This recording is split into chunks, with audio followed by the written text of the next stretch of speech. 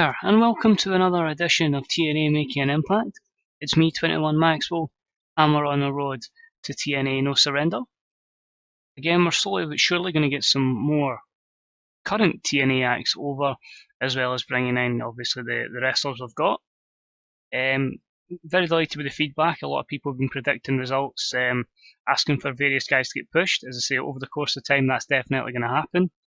Unlike previous series, this one is pretty much in sync with when it goes live, so none of this booking way in advance. So if you do suggest someone, hopefully they should get pushed pretty shortly. Regarding signing people, really right now, if it's someone that's in WWE, it's just a case of when they become available. If they become available, and if we can outbid them, then we'll certainly push for that, and we'll certainly try and bring them in. And we'll certainly try and bring in, people that you guys want to see, and hopefully, together, the ideas from you guys, small ideas I've got as well, can combine to make something glorious, as Bobby Roode would say. So we're on the road, as I say, to No Surrender. Next week is the Go Home show, the next episode. So we're slowly but surely putting the card together. I have most of it written out of where I want to go. So it's just getting there, that's the thing. So again, we'll kind of push on a few storylines. It's weird in the sense where it's a 3-hour pay-per-view. I've got 2 hours to write a show. So some acts won't make it every week. There's a lot of guys missing this week that will probably see their matches more so confirmed next week, and vice versa. Some matches will be confirmed this week that won't be on next week's show. So we'll kick on anyway. As I say, it is the second week of November, and it is time for some more TNA Making an Impact. Here we go. So we're in the Tri-State region, and it's a sold-out house, 4,000 at the Tom Gola Arena. And we start the show with the stars who made their presence known last week on Impact, when the Tribunal aligned themselves beside Stu Barrett. Barrett basically cuts this promo. He says, "Last week, none of you expected that to happen. I decided enough was enough with that little run Virgil Devitt, and that I had to call in some old friends.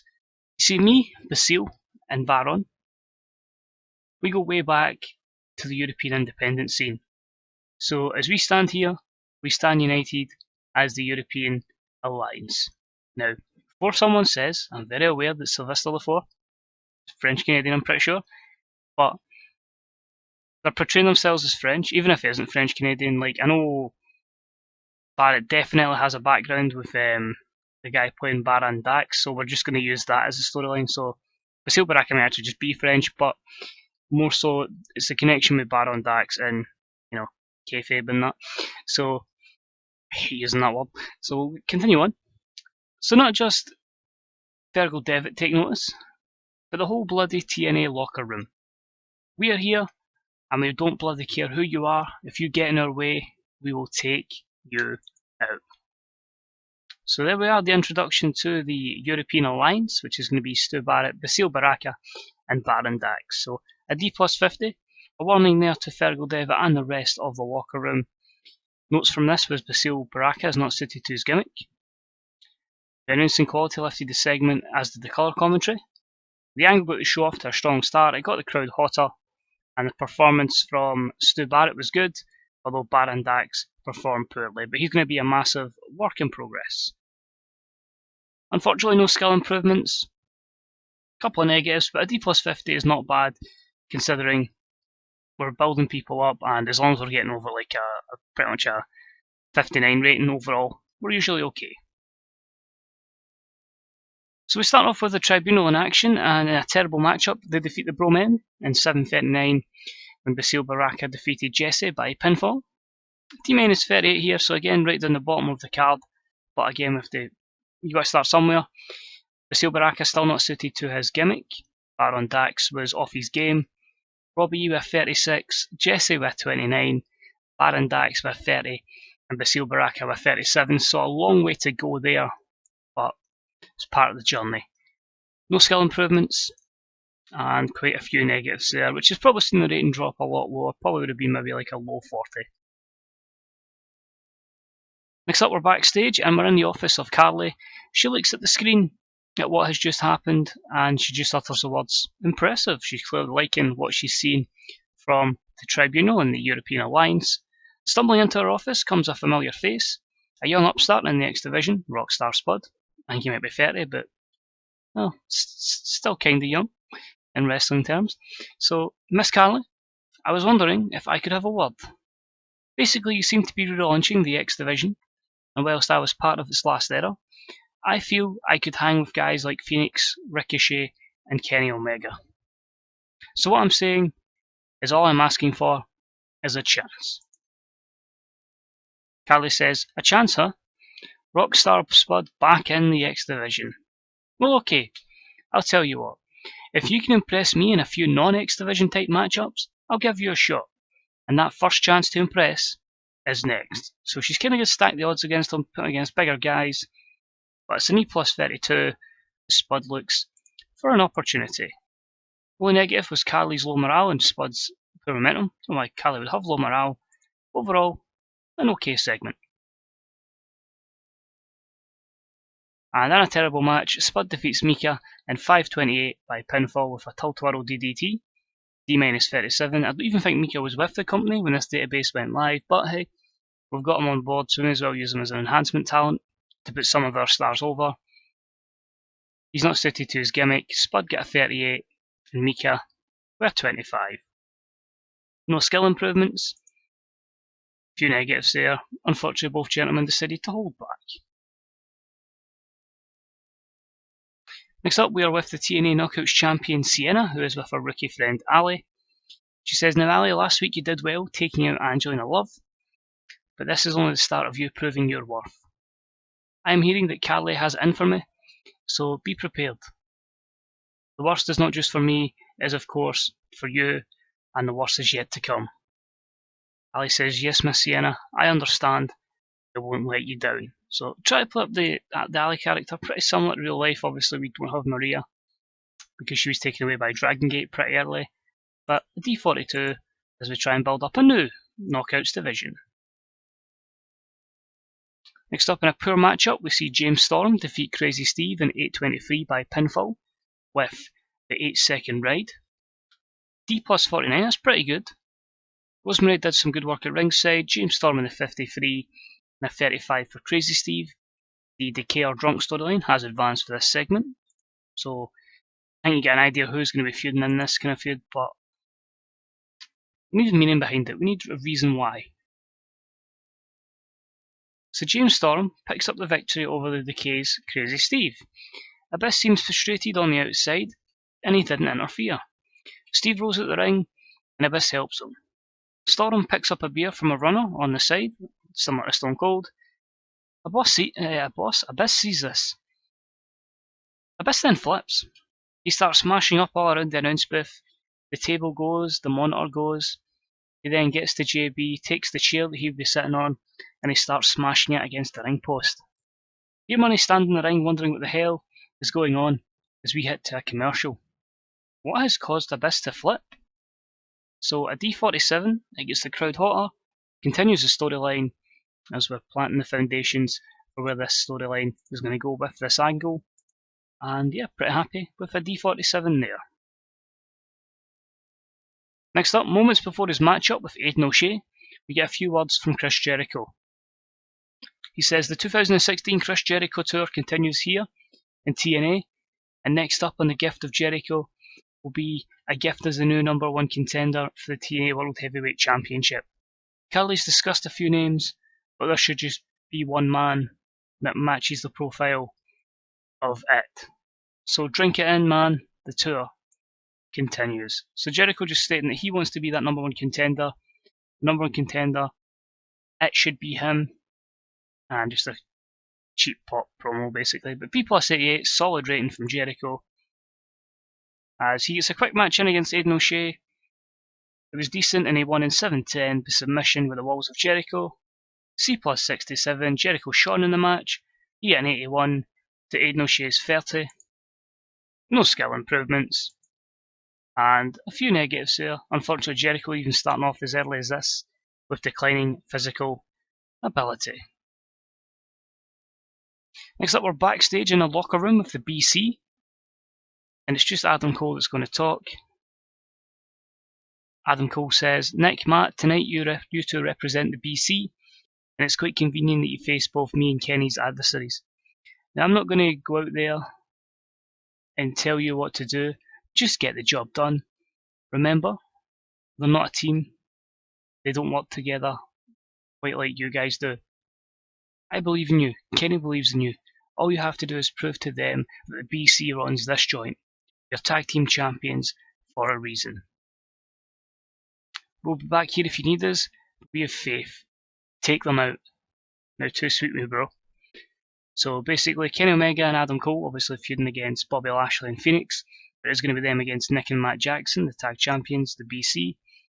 So just changing up a little bit, putting the two rivalries aside here as they'll face the other team in the BC. So C65, pretty good from Adam Cole. All positives there. Matchup done pretty well. It was a decent matchup, and the BC did manage to overcome Lashley and Phoenix in 13:53 when Matt Jackson beat Phoenix with the moonsault. Phoenix was a weak link, so that's the reason why he basically took the fall. C plus 69. This will Lashley off his game. Phoenix with a 46, Lashley with a 64, and both the former Bucks with a 69. In terms of worker improvements, performance skills increased for Phoenix and Nick Jackson, Bobby Lashley as well, who also improves technical. But it's an interesting turn on this feud. It's still probably going to be some sort of rematch between Cole and Lashley. Phoenix, we've got a few things to try to do with him in the X Division. Next up, Jay Lethal will be joining Mike Tenay and Lenny Leonard at the commentary desk. Basically, he gets the night off from defending the TNA National Championship. Basically, just a few notes here over the course of the matchup we're about to see. He basically says it was great to give Shibata a piece of his own mind at Bound for Glory, or a piece of his own medicine. He's frustrated that he got blindsided last week on Impact by Shibata. He says he respects Drew Galloway. He knows he's in for a war at No Surrender. And yeah, so this matchup next is going to be Drew Galloway versus Shibata. Lethal segment though gets a C65 with Jay Lethal getting better at his gimmick. No skill improvements. Minor, no negatives, even better. For the matchup that had good wrestling and decent reaction from the audience, Drew Galloway defeats Shibata in 13:19 by count out. So a C plus 71, pretty good rating there. Drew gets a 68, Shibata 66. It continues the TNA national storyline. No skill improvements. And negatives actually a few for Drew, which is quite worrying. But Shibata walks away and he's counted out, meaning he still hasn't been pinned or submitted in TNA. Drew Galloway takes a mic and has a few words to say. Aye, that's right, Shibata, you walk away. You're nothing but a coward. You know, the world knows, this was going to be your first pinfall loss. You got out while you could. That proves to me that you're scared of Drew Galloway. I mean, you had to attack me and Jay Lethal from behind. Speaking of Jay Lethal, I am your number one contender, but I'll tell you this, if Shibata thinks he can mess about with me, he'll just make it a triple threat match. I don't care one bit. I came here to fight. So a B-76, a very strong promo from Drew Galloway just saying, hey, I'm just here to fight. If it comes to worse. So good rating there, good promo. A B-76. No skill improvements. And just a 1 negative. Next up, we're with Fergal Devitt, who joins us via satellite after his vicious attack on him last week by the European Alliance. Fergal just says, last week, I should have seen it coming. I should have known Stu Barrett, who reacted the way and he did. He can't get the job done, so he had to use his old friends to do his dirty work for him. The good news for TNA fans, I'll be back next week and I'll be 100% ready for No Surrender when Barrett gets his mandatory rematch clause. So that is the matchup that's going to happen down the line. The rematch in No Surrender between Barrett and Devitt. Devitt says he's fine, he got a little bit shaken up last week, but he'll be back and ready for the pay-per-view. So B78, good promo there, continues the storyline. No skill improvements. Only a negative was the announced team. And this leads us to our main event. Obviously, last week Jeff Hardy defeated MVP. In our main event, in a decent matchup, Jeff Hardy defeats Tyrus in 12:23 by a twist of hate. This gets a C60. Jeff with a 58, Tyrus with a 53. There were no skill improvements to speak upon in this instance, and a few negatives there. So wondering why this is the main event. Well, he saw off Matt Hardy at Bound for Glory, and he saw off MVP last week. Tonight he's gotten by Tyrus. Jeff Hardy is on the up again with another victory. He celebrates and does his pose to the creatures before out of nowhere he's attacked by a man with a hood. Jeff Hardy is now down. He's struggling to get to his feet. The man is stalking him, getting ready to attack him, and the man pulls down his hood. It's Bram. Bram lifts up Jeff and plants him with the brighter side of suffering. Jeff is down. Bram just shouts at him, "Don't mind me, mate. Just making an impact. At your expense, sunshine." Bram taunts the crowd as we then end the show. So a lot of people were kind of hoping we could get a little push for Bram. I see an opportunity to give him an opportunity to have a major feud. So yeah, there we go. Bram is in, finally giving him something to do, and he attacks Jeff Hardy at the end. So a C63 there. The Brother It's Time to Pay storyline has advanced, and pretty happy with that. Overall, the show gets a very successful C70 because of the co-main event and all the promos leading up to the main event. And as usual, we continue to increase our popularity in the 18 regions of the UK and North America, or at least Canada and the States, which is the kind of markets we're still aiming to get over in. As I say, it's still that slow and steady progress to get to national. It's going to take a bit of time, but again, that's all we can keep doing. Anything here that directly affects us? Apollo Crews gets a new contract in WWE. Zack Sabre Jr. to re-sign with Evolve. Overall, the show got a lot of praise, so that's good to see. 2.49 on TV and 4K for the drug test. So nothing else really to add to that. Momentum is at high at 50, 37 for prestige. We do have a lot of morale issues, that's cool. It is a lot of people I'm not really using or have been jobbing out. So I think the plan is I'll do probably a clear meeting before our next episode of Impact. But we're doing okay. We're 3.8 million up in profit this year so far. So it's just a case of continually building up and getting over our superstars. I say we're right in that gap now. We're what, realistically 5-6% over the importance of Cult, of the level below Cult, sorry. And to get to national, we're still maybe 10, 12, in some cases even 15% importance. So a long way to go. But I say, I hope you guys are enjoying it. Hopefully we'll build storylines, we'll get stars over. And yeah, let's make TNA great again. Just as always, guys, thank you for watching. Any comments, any other ideas of people you'd like to get pushed, any predictions for the card for No Surrender, let me know what you're thinking. As always, any constructive criticism is always deeply appreciated. And don't forget, if you want to get involved in the whole TEW process, if you want to get booking yourself, it's as simple as getting OBS, and yeah, you're pretty much jamming.